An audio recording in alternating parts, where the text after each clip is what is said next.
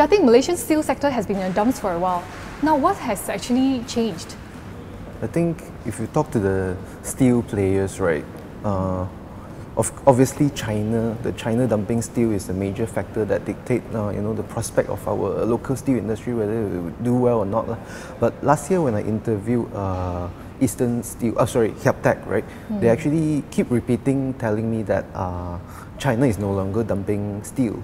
So Liew Teng's Eastern Steel in Kemaman produce mainly steel slab, which is flat products, and according to them, China no longer dump that kind of products in Malaysia. But when I talk to other steel players, right, their concern is more on the dumping long products. So the views are rather mixed.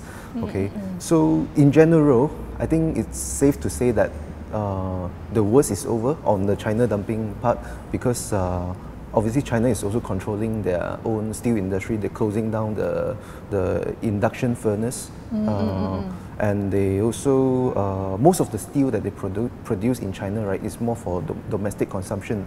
But that leads to another problem, because those steel players that close down in China, right, they have to seek business opportunities somewhere. So some of them, they actually come to Malaysia. So that's another story. Right. Yeah. Actually, we see better numbers, like from MISIF. They said that we are going to see better numbers in terms of demand. But in Malaysia, there are two biggest challenges, and that's overcapacity and low production capacity. Any way to get around this? It's funny actually, because if you look at it, two problems here, right? Overcapacity and low production rate. I mean, theoretically, it shouldn't happen at the same time, because if you have low production utilization rate, how come you face overcapacity? To explain that, the simple answer is because of the foreign players, China players coming in. So Alliance Steel coming in to produce 3.5 million tons of long steel product in Kuantan. That's a major impact to our player.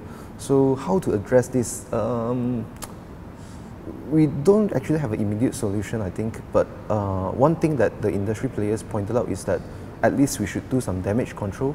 The new government shouldn't be issuing new manufacturing license anymore, because Alliance Steel produce mainly long products.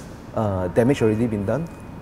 So the least the government can do now is at least stop issuing license for the flat especially products. For foreign players. Yes. Right. Yeah. I think the best way is to go into making more value-added products.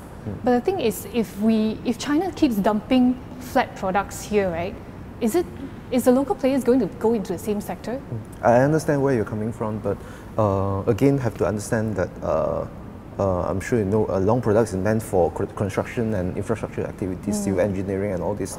But we can see that construction activities are slowing down. So it also makes sense for players to go into manufacturing sector. The flat products, to increase their utilization rate.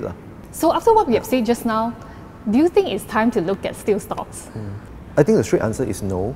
But the fact that Eastern Steel has decided to revive their blast furnace plant, it sends a very positive signal. It's an early indication that steel industry can expect better times ahead. Short term wise, I think it's good, because steel prices are going up. China no longer dumping steel. But medium term wise, the two major issues that we mentioned earlier have not been addressed yet. Okay, so that's a problem. But long-term wise, the consumption and also the demand for steel are still good. So I'm a little bit curious about blast furnaces versus EAF, right? Electric arc furnaces. Some of these companies, two companies actually, Eastern Steel and Alliance Steel, they are in blast furnaces, but it's more expensive to run, capital intensive, and it's not so flexible to stop it, to shut it down. So would people look at doing both blast furnaces and EAF? How does it actually work?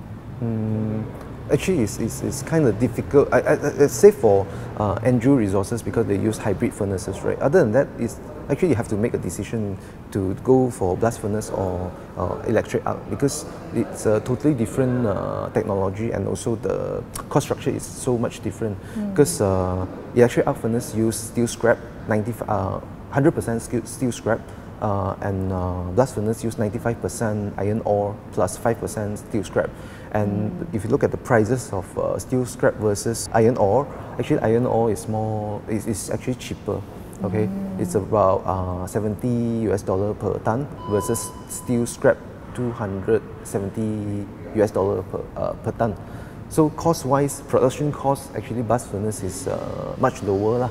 But it's a very capital intensive to set up the blast furnace plant.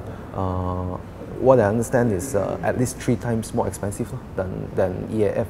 So when you want to decide, whether to put up EAF or blast furnace, or EAF. I think it's really up to you to how should I say, whether you believe in the long-term prospect of the steel industry or not. If you're not that optimistic or not that bullish, right, EAF can give you that flexibility to switch it off or switch it on.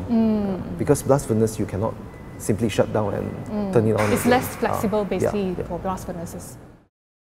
For more on the stories, pick up a copy of The Edge Weekly at all good newsstands.